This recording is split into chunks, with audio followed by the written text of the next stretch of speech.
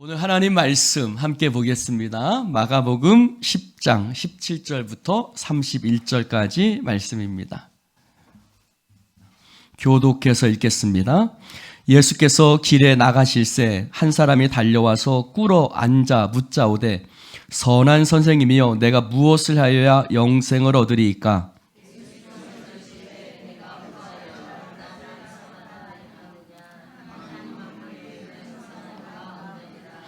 네가 계명을 안 하니 살인하지 말라, 간음하지 말라, 도둑질하지 말라, 거짓 증언하지 말라, 속여 빼앗지 말라, 내 부모를 공경하라 하였느니라.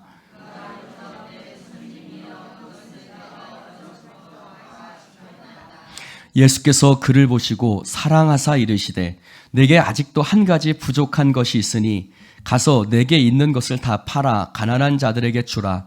그리하면 하늘에서 보화가 내게 있으리라. 그리고 와서 나를 따르라 하시니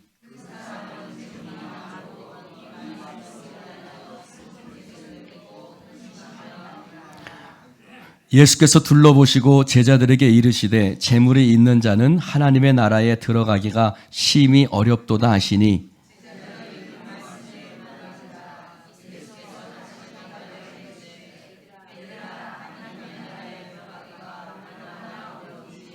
낙타가 바늘귀로 나가는 것이 부자가 하나님의 나라에 들어가는 것보다 쉬우니라 하시니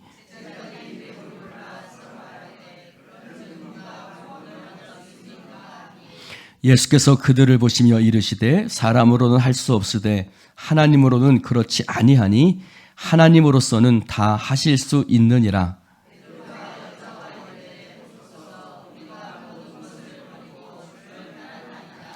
예수께서 이르시되 내가 진실로 너희에게 이르노니 나와 복음을 위하여 집이나 형제나 자매나 어머니나 아버지나 자식이나 전토를 벌인 자는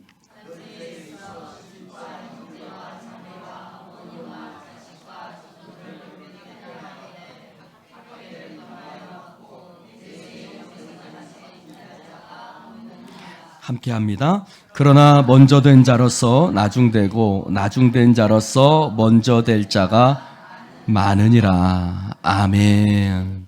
할렐루야. 오늘 저는 이 말씀을 가지고 요한의 아들 시모나 이런 제목으로 하나님의 말씀을 함께 나누도록 하겠습니다. 할렐루야. 부활하신 예수님께서 갈릴리 호숫가에서 베드로에게 이렇게 물으셨습니다. 요한의 아들 시모나, 네가 나를 사랑하느냐? 라고 물으시면서 요한의 아들 시모나, 네가 이 사람들보다 나를 더 사랑하느냐? 라고 예수님께서 물으셨습니다. 사랑하는 성도 여러분, 이 질문은 예수님께서 베드로에게 하셨던 네가 이 사람들보다 나를 더 사랑하니? 하고 베드로에게 물으셨던 질문은 오늘 말씀 속에서도 동일하게 나오는 질문입니다. 물론 그 단어나 형태가 똑같진 않습니다만 예수님께서 자신에게 나온 부자 청년에게 내게 있는 것을 다 팔아 가난한 사람들에게 나누어 주라. 그리고 와서 나를 따르라고 말씀하고 있습니다.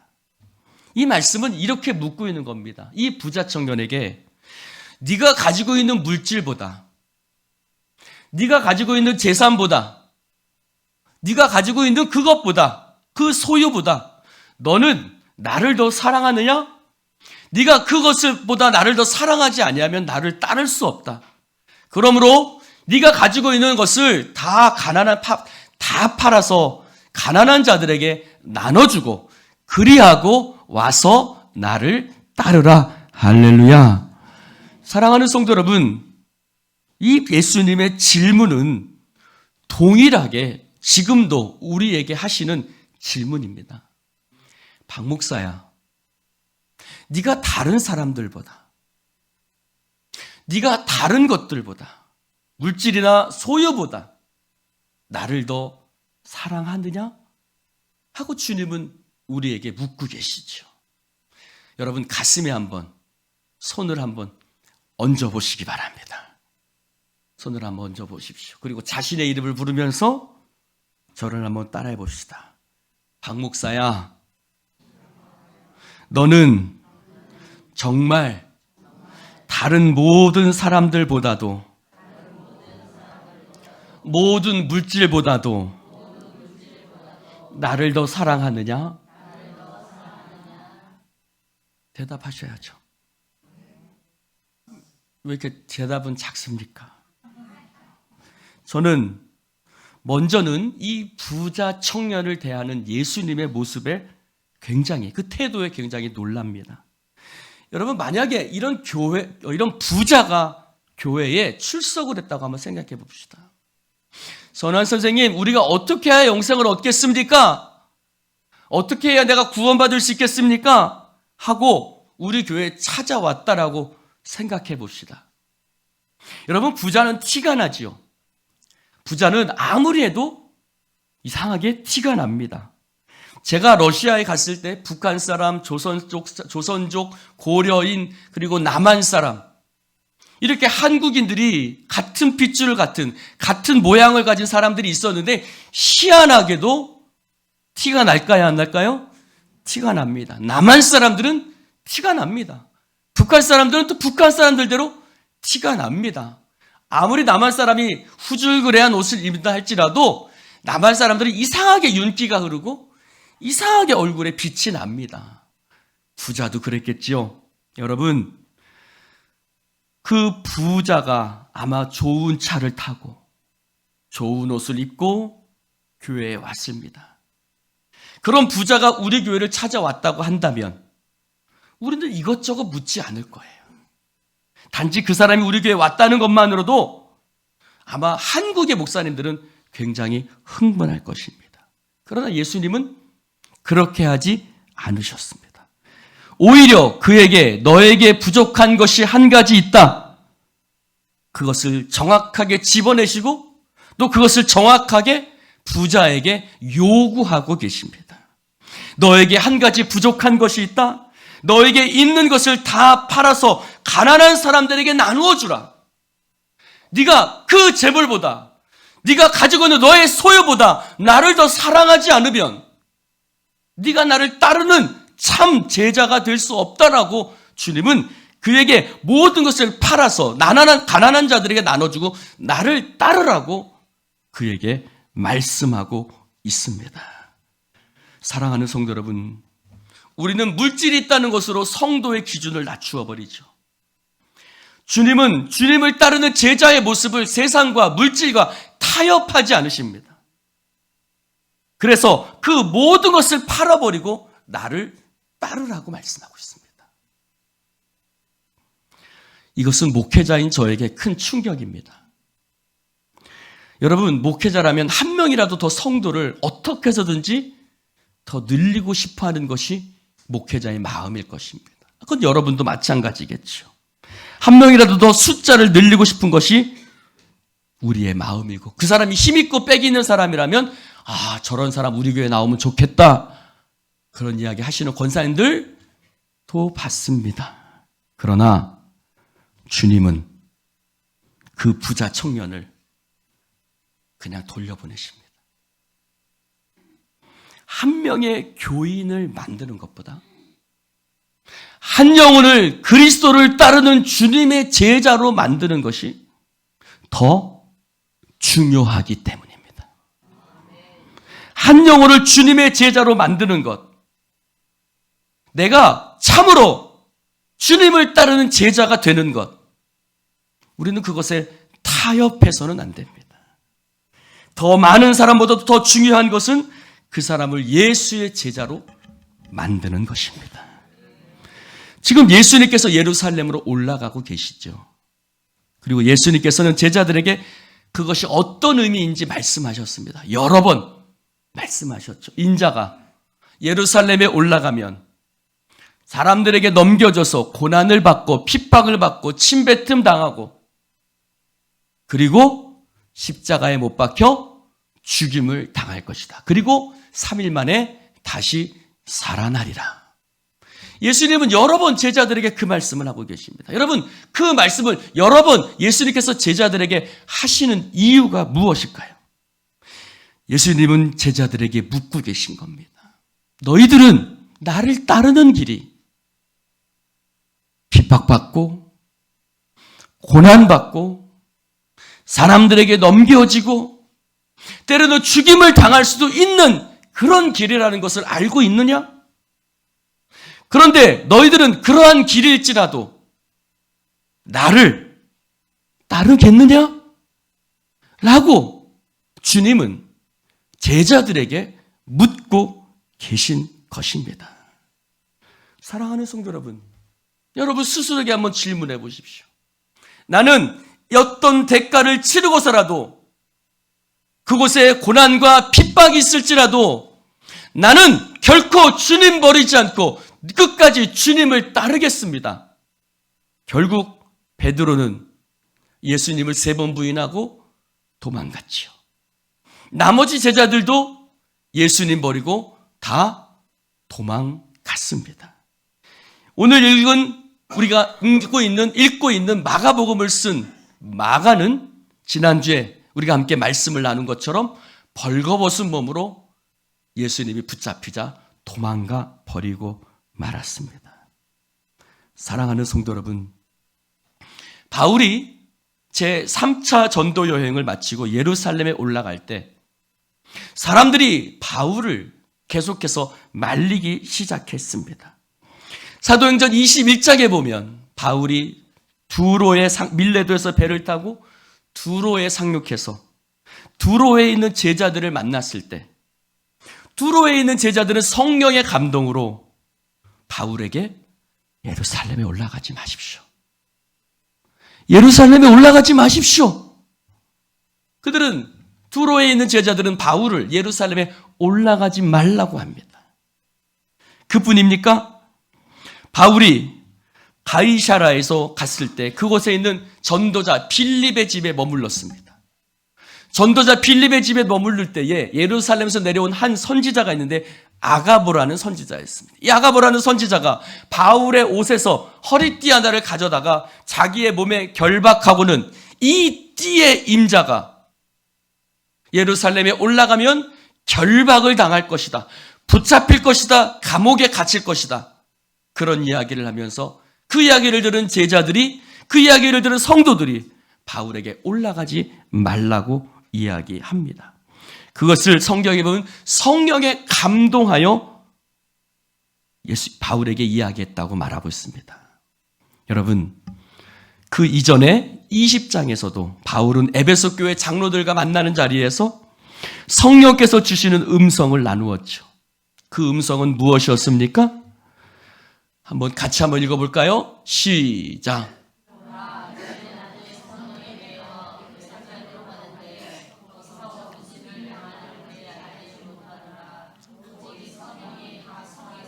내게 증언하여 결박과 환난이 나를 기다린다 하시나.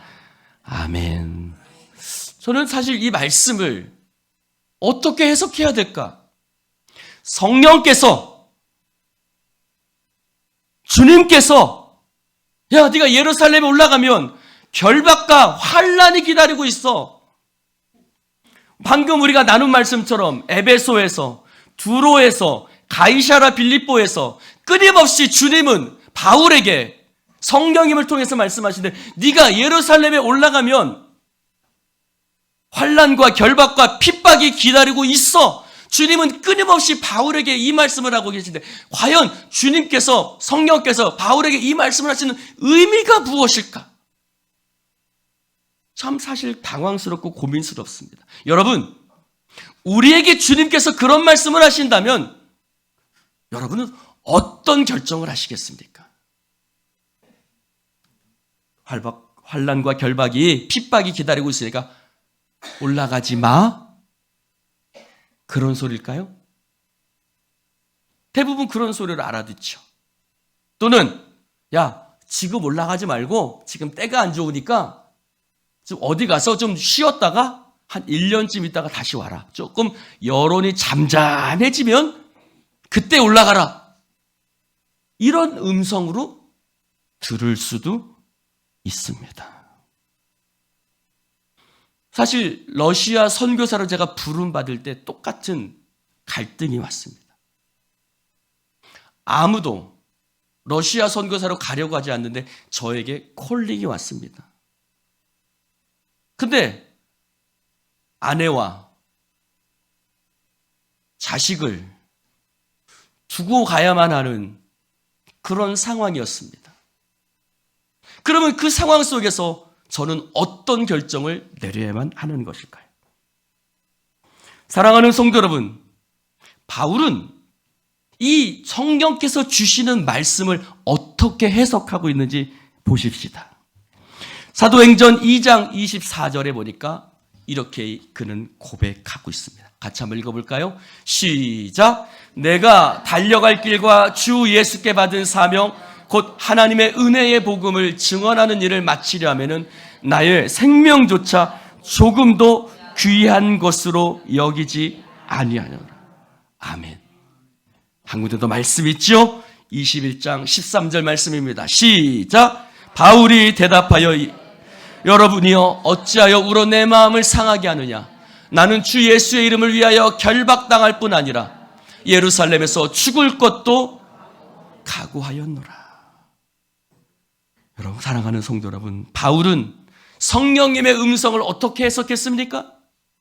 피해라, 도망가라, 쉬었다 와라. 그것이 아니라 바울이 해석했던 주님의 음성은 바로 이것이었습니다. 나는 나의 생명보다 주님을 더 사랑합니다. 내 육신의 편안함보다 내 육신의 편안함은 이럴지 몰라도 내가 결박당하여 감옥에 갇힌다고 할지라도 내 생명을 잃는다 할지라도 나는 그 모든 것보다 주님을 더욱 사랑합니다. 주 예수보다도 귀한 것은 없네. 이 세상 부귀와 바꿀 수 없네. 영죽을 내 대신 돌아가신 그 놀라운 사랑 잊지 못해. 세상 즐거움 다 버리고 세상 자랑 다 버렸네. 주 예수보다도 귀한 것은 없네. 예수 밖에는 없네. 사랑하는 성도 여러분, 한국교회 성도들의 믿음은 바로 바울과 같은 믿음이었고, 여러분이 저를 따라서 자연스럽게 그 찬송을 불렀던 것 같은 그 믿음을 우리는 가지고 있었습니다. 주기철 목사님, 손양원 목사님, 저 둔덕에 가보면 세중앙교회 앞에 있는 순교자들의 그 묘비의 그 신앙들은 바로 이 세상 그 무엇보다, 그 어떤 것보다, 물질보다, 생명보다 나는 주님 더 사랑합니다. 그런 믿음을 가지고 있었습니다. 그러나 지금 우리의 믿음은 너무나 형편없어지고 말았습니다. 더 정확히 말하면 주님을 사랑하는 마음을 잃어버린 시대가 되었습니다. 주님 사랑하는 마음과 세상 사랑하는 마음이 적당하게 섞여져 버렸습니다. 차지도 더욱지도 않다. 라오디게아 교회는, 라오디게아 지역은 온천물이 나는 지역이었습니다. 여러분, 온천은 굉장히 뜨겁죠. 너무 뜨겁기 때문에 그 온천물을 그대로 쓸 수가 없죠. 이렇게 오는 동안 씻기도 하고 찬물하고 섞기도 하죠. 그러니 그 물이, 그 뜨거운 물이 어떻게 될까요? 차지도 않고 뜨겁지도 않은 적당하게 섞여져 버린. 사랑하는 성도 여러분, 지금 우리의 모습이 그렇습니다. 뜨겁지도 차지도 않은 미적지근한 모습, 그것이 우리의 신앙이 되어져 버렸습니다. 가장 먼저 보여지는 모습, 그것은 주의를 지키는 모습이겠죠. 예배에 참여하는 우리들의 모습일 것입니다. 여러분, 우리는 세상 것을 포기하고 주의를 지켰습니다. 때로는 핍박받고 욕을 얻어먹으며 주의를 지켰습니다. 너는 우리 집 식구도 아니야? 이런 말 들으면서 교회 집안 행사에 빠지면서 주의를 지켰고, 많은 친구를 잃어버리면서도 우리는 주의를 목숨 걸고 지켰습니다. 그러나 이제는 주의를 빼먹는 것이 우리에게 더 이상 어떤 의미가 되지 못했습니다. 당연하게 그럴 수 있다고 생각하는 시대. 여러분, 이런 말이 있습니다. 이해하지만 동의하지 않는다. 따라해 봅시다. 이해하지만 동의하지 않는다. 이해합니다. 여러분들의 상황. 그러나 동의할 수 없습니다. 그 부자 청년이 자기의 있는 것을 다 팔아 가난한 자들에게 나눠주고, 그리고 와서 나를 따르라 그러고 주님 말씀하실 때 그 부자 청년은 자기가 가진 것이 많은 고로, 부자인 고로 근심하며 슬픈 빛을 띠고 돌아갔습니다. 이해할 수 없죠. 충분히 이해하지요. 충분히 이해할 수 있습니다. 그러나 동의할 수 없습니다. 사랑하는 성도 여러분, 주일에 한번 빠지고 어디 놀러 가는 것, 그것을 용인하는 것이 마치 상식적인 그리스도인이 되어버렸습니다. 이제는 그것에 대해서 뭐라고 말하는 교회 어른들을 꼰대라고 생각하는 꽉 막힌 그리스도인 취급을 받는 시대가 되었습니다. 이것은 단지 주일에 관한 이야기만 아닙니다. 마치 작은 구멍이 댐 전체를 무너뜨리듯이 우리의 신앙은 이곳 저곳에서 구멍이 나고, 구멍이 난 우리의 신앙은 점점 허물어져 가고 있습니다. 그러나 이제는 우리의 믿음을, 그 기초를 다시 세울 수 있기를 주님의 이름으로 축원합니다. 사랑하는 성도 여러분, 교회가 세상을 변화시키지 못하면 세상이 교회를 변화시킨단 말이 있습니다. 우리가 세상에 영향력을 끼치지 않으면 세상의 영향력이 우리 교회 가운데로 밀려 들어와서 세상의 생각, 세상의 가치가 교회의 가치와 생각들을 무너뜨린다는 말일 것입니다. 사랑하는 성도 여러분, 우리의 신앙이 잠자는 신앙, 게으른 신앙, 무기력한 신앙, 적당히 타협하는 신앙이 되어서는 세상을 변화시킬 수 있는 교회로서 자리할 수 없습니다. 사랑하는 성도 여러분, 그 모습이 우리의 모습 아닌지 오늘 주님께서 우리에게 묻고 계신 겁니다. 예, 너는 네가 가지고 있는 물질보다 나를 더 사랑하느냐? 요한의 아들 시몬아, 너는 다른 사람들보다 나를 더 사랑하느냐? 주님은 지금 이 시대에 우리 가운데 묻고 계신 것입니다. 사랑하는 성도 여러분, 이것은 예수님께서는 부자 청년을 향해서 네가 가지고 있는 것을 다 팔아 가난한 자들에게 나눠주라. 그리하면 하늘에서 너의 보화가, 내게 보화가 있으리라고 말씀하셨습니다. 이것은 단순히 물질이나 헌금에 관한 이야기가 아닙니다. 헌금하면 하늘에 상급이 쌓인다는 이야기가 아닙니다.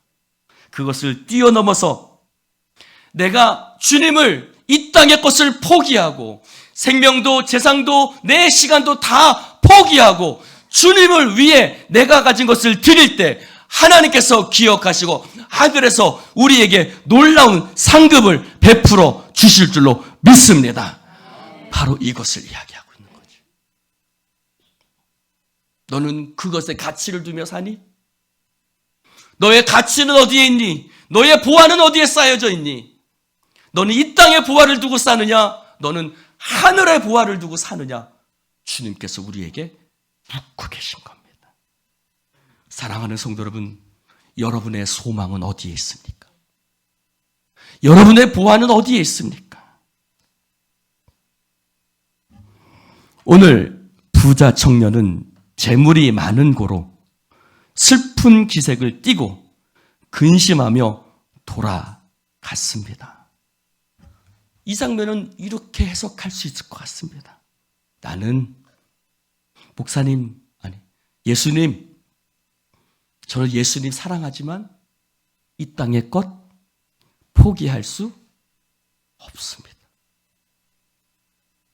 나 예수님 사랑해요. 그래서 영생을 얻고 싶어서 이렇게 주님 앞에 나와왔습니다. 그러나 나는 이 내게 있는 이 소유물, 이 재산, 이 물질, 예수님 나 포기 못하겠어요. 예수님을 떠나는 한이 있더라도 나 예수님 이거 포기 못하겠어요. 그는 결국 근심하며 돌아갔습니다. 하늘나라의 상급 쌓는 것보다 이 땅에서의 삶이 더 소중하다고 고백한 것입니다. 사랑하는 성도 여러분, 바울은 이것에 대해서 분명한 믿음을 가지고 있습니다. 같이 한번 읽어보겠습니다. 시작. 전제와 같이 내가 벌써 부어지고 나의 떠날 시각이 가까웠도다. 나는 선한 싸움을 싸우고 나의 달려갈 길을 마치고 믿음을 지켰으니 이제 후로는 나를 위하여 의의 면류관이 예비되었으므로 주 곧 의로우신 재판장이 그날에 내게 주실 것이며 내게만 아니라 주의 나타나심을 사모하는 모든 자에게 되느라. 할렐루야. 이 바울의 고백 속에서 우리는 두 가지 단어에 주목해야 합니다. 하나는 면류관이고 하나는 싸움이라는 단어입니다. 면류관은 올림픽 경기에서 승리한 사람에게 주어지는 화관과 같은 승리의 관을 면류관이라고 이야기를 하고, 싸움이라는 단어는 운동 경기를 이야기하고 있죠. 근데 그 운동 경기 속에서는 근심, 걱정, 불안, 고민이라는 단어가 포함되어 있습니다. 즉, 내가 믿음을 지키며 살아가는데 근심과 걱정과 불안과 두려움들이 필연적으로 우리 가운데 따라올 수밖에 없다는 것입니다. 그래서 예수님도 뭐라고 기도하셨죠? 아버지, 할만하시거든 이 잔을 내게서 지나가게 하옵소서. 그러나 할렐루야. 그래서 싸움이라는 단어 속에는 근심, 걱정, 불안, 고민이라는 단어도 포함되어져 있지만 힘쓰고 애쓴다는 뜻이 포함되어 있습니다. 예수님이 아버지 할만하시거든 이 잔을 내게서 지나가게 없어서 내 마음이 심히 고민하여 죽게 되었다고 제자들에게 자신의 마음을 고백하셨지만 예수님께서 땀방울이 핏방울 되기까지 힘쓰고 애쓰는 선한 싸움을 하셨기 때문에 아버지 내 뜻대로 마옵시고 아버지의 뜻대로 하시옵소서. 할렐루야. 할렐루야. 여러분 싸우셔야 됩니다. 할렐루야. 싸우셔야 됩니다. 말씀과 기도로 싸우셔야 됩니다.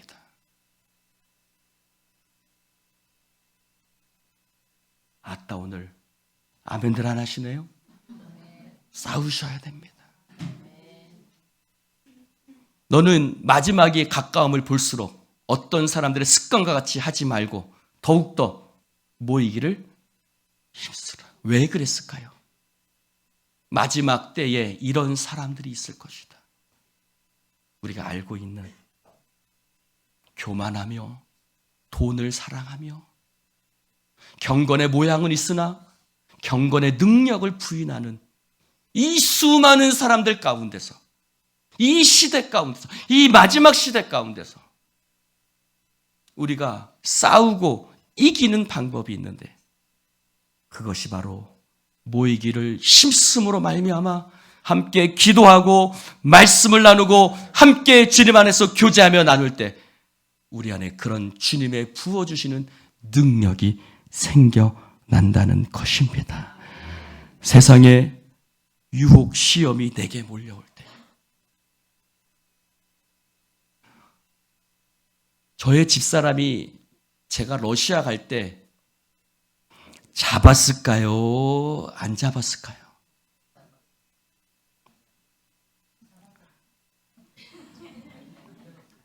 잡았을까요? 여러분 같으면, 여러분이 우리 집사람이라면, 여러분의 남편이 10개월 된 아기랑 자기를 두고 간다면 가라고 하겠습니까? 남으라고 하겠습니까? 자기들은 남으라고 하면서 왜 또?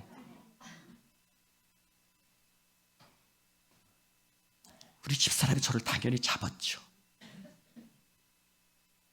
너무나 이해되는 마음이죠. 너무나 이해되는 마음이죠. 10개월 된 아들과